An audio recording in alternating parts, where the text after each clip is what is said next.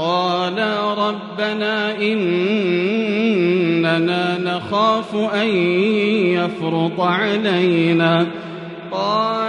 ربنا إننا نخاف أن يفرط علينا أو أن يطغى قال لا تخافا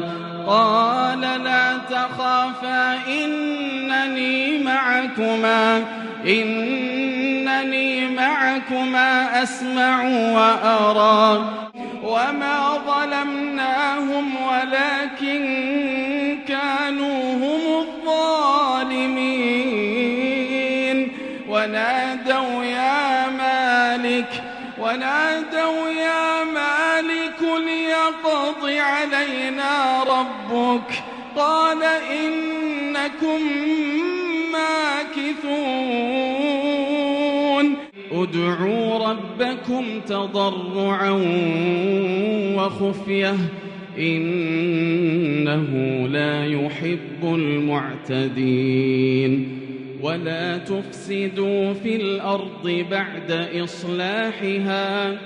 وادعوه خوفا وطمعا إن رحمة الله قريب من المحسنين هذا ما توعدون ليوم الحساب إن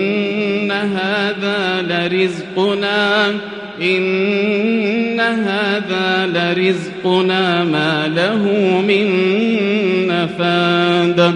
هذا وإن للطاغين لشر مآب جهنم